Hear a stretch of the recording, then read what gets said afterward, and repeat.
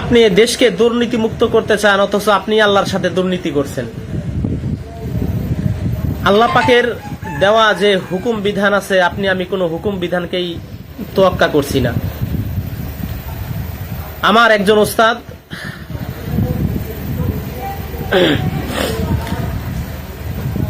হাফেজ মাওলানা মুফতি শাকায়েত হোসাইন, এক সময় উনি সূরা ফাতিহার তাফসির করতেছিলেন। সূরা ফাতিহার তাফসিরের মধ্যে আলহামদুলিল্লাহি রাব্বিল আলামিন এই শব্দের তাফসির করতেছিলেন। রব্বিল আলামিন, রব কাকে বলে? রব তাকেই বলে বান্দার প্রয়োজন হওয়ার আগেই মালিক সেটাকে পুরা করে দেয়। রব তাকেই বলে, মালিক তাকেই বলে বান্দার প্রয়োজন হওয়ার আগেই ওইটাকে পূরণ করে দেয়। চাইতে হয় না, চাওয়া লাগে না। আপনি যখন মায়ের পেটে ছিলাম, আমাদের কোনো হাতের প্রয়োজন ছিল না, চোখের প্রয়োজন ছিল না, নাকের প্রয়োজন ছিল না, পায়ের প্রয়োজন ছিল না, মুখের প্রয়োজন ছিল না।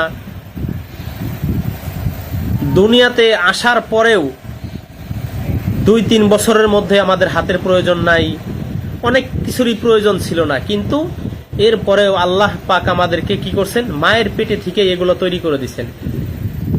তাকে বলে রব। আপনার একটি চোখের মূল্য কত? আপনি কত কোটি টাকা হলে আপনার 2টি চোখকে বিক্রি করবেন? আপনি কত কোটি টাকা দিলে আপনার জিহ্বার 4 আঙ্গুল জিহ্বাকে আপনি কেটে বিক্রি করবেন? আপনি কত কোটি টাকা দিলে আপনার 2টা কিডনিকে আপনি বিক্রি করবেন? আপনাকে কত কোটি টাকা দিলে আপনার পাকস্থলী, হাড় বিক্রি করবেন? আপনি বলবেন যে না, সমস্ত দুনিয়া যদি আমাকে লিখে দেওয়া হয় তারপরেও আমি আমার এই অমূল্য সম্পদকে বিক্রি করব না। যেটা আপনার কাছে অমূল্য সম্পদ, কোটি টাকার সম্পদ, অথচ এই সম্পদকে আল্লাহ পাক আমাকে এমনিতেই দান করছেন। কিসের জন্য? আমি যেন এগুলো ব্যবহার করতে পারি, ব্যবহার করে সুবিধা উপভোগ করব, আর আল্লাহ পাকের গোলামি করব, আল্লাহ পাকের হুকুমকে মানব, দুনিয়াতে চলব। আল্লাহ পাক এত কিছু দেওয়ার পরেও আমি তার সাথে যখন গাদ্দারি করি, তখন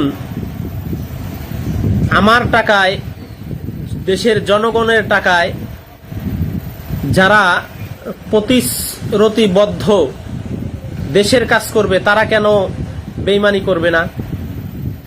তারা কেন দুর্নীতি করবে না? দুর্নীতি তো এটার শুরু থেকে চলছে, চলবেই। সব শেষে একথাই বলবো, অনেকেই ভাবছেন দেশ ভালো হলো না, হবে না। একটি কথা শুনে রাখেন, কিয়ামতের আগ পর্যন্ত বাংলাদেশ ভালো হবে না। যেই দেশের 90 থেকে 95% চিন্তা ধারণা মস্তিষ্কে পছন্দ ধরেছে, সেই দেশ কখনো ভালো হয় না, হবেও না।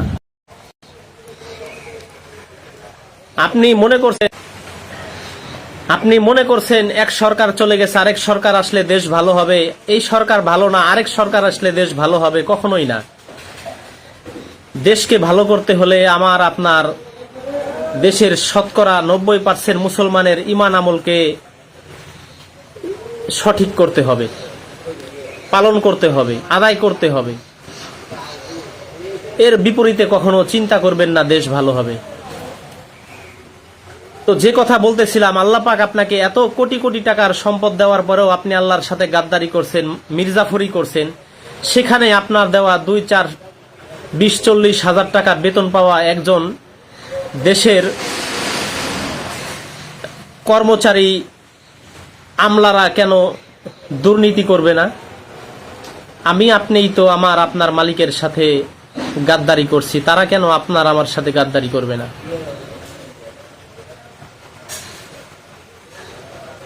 আপনি যতই চিন্তা করেন, যতই পরিবর্তন ঘটান, যত কিছুই ঘটান, যাকেই বসান, এই দেশে যেই আসবে সেই মির্জাফর হবে। যেই দেশের মানুষের ভিতরে হালাল হারামের যাচাই বাছাই নাই, খাবারের কোনো যাচাই বাছাই নাই, সেইখানে ভালো কিছু আশা করা যায় না। তো পরিশেষে আপনাদেরকে এই কথাই বলবো, আপনি আপনার সামনে যত কিছু অনিয়ম, বিশৃঙ্খলা যা কিছু দেখছেন, সবকিছু আমার আর আপনার দুই হাতের কামাই।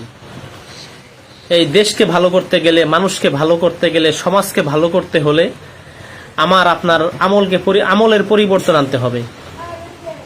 শুধু একজন আর দুইজনের আমলের পরিবর্তন দিয়ে দেশ আর সমাজ ভালো হবে না। কম হলেও 90 থেকে 95% মানুষের আমলের পরিবর্তন আনতে হবে। যখন এই দেশে 90 থেকে 95% মানুষের আমল সঠিক মানদণ্ডে চলে আসবে, তখনই এই দেশ সুন্দর হবে। আপনি যখন আপনার আল্লাহকে, আপনার সৃষ্টিকর্তাকে, আপনার মালিককে ভয় করবেন না, তখন দুনিয়ার কোনো মাখলুকও আপনাকে ভয় করবে না। আপনি যখন আপনার মালিককে ভয় করবেন, আপনার মালিক সমস্ত মাখলুকাতের অন্তরে আপনার ভয় সৃষ্টি করে দিবেন। তো সবাইকে বলবো আমি, চোখে দেখা বিষয়গুলো পরিবর্তন করার জন্য অবশ্যই আমাদের আমলের পরিবর্তন ঘটাইতে হবে। নিজেকে হালাল খাইতে হবে, হালাল চলতে হবে। ফরজ, ওয়াজিব, সুন্নাহ যে সমস্ত আমল আছে, যেগুলো না করলে গুনাহ হবে, এই সমস্ত আমল আমাদেরকে অবশ্যই করতে হবে। তখনই যদি আমরা পারি দেশের সমস্ত পরিবর্তন করতে পারবো, এছাড়া কখনো পরিবর্তন সম্ভব না। আমার আপনার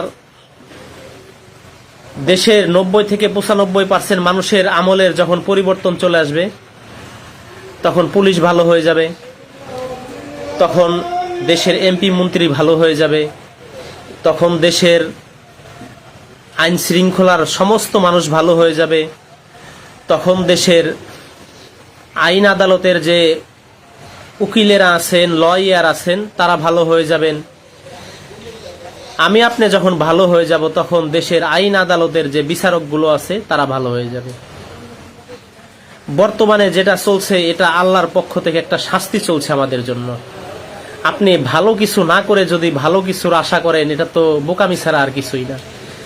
আপনি সারাদিন ঘুমিয়ে থেকে যদি কোনো মালিকের কাছ থেকে পারিশ্রমিক চান, এটা যেরকম বোকামি, ঠিক আপনি আল্লাহ পাকের হুকুমকে না মেনে গোলামি না করে যদি শান্তির আশা করেন, এটাও তদ্রুপ বোকামি। তো আমরা বেশিরভাগ মানুষ এই বোকামিতে নিমজ্জিত। তাই সবাইকে বলবো, যদি মনে করেন দেশের পরিবর্তন ঘটানো সম্ভব, ঘটাতে চান, দেশের পরিবর্তন হওয়া চাই, আমরা শান্তি চাই, সুখে থাকতে চাই, সবাইকে আল্লাহ পাকের হুকুম মানতে হবে, আল্লাহ পাকের গোলামি করতে হবে, একমাত্র ভয় আল্লাহকেই করতে হবে। তাহলে এই দুনিয়াতে মানুষের জীবনে শান্তি আসবে, সুখ আসবে। আল্লাহ পাকের গোলামি ছাড়া দুনিয়াতে কখনো শান্তি ফিরবে না। আপনি মনে করছেন বিগত সময়ে 3-4 জন দেশকে পরিচালনা করেছেন, দেশ ভালো হয় নাই, তারা ইসলামিক দল না বা ইসলাম অনুযায়ী চলে না, ইসলামিক কাউকে দিলে দেশ পরিবর্তন হবে, ভালো হবে, এটা কখনো সম্ভব না। এই দেশে যারাই ক্ষমতায় আসবে, তারাই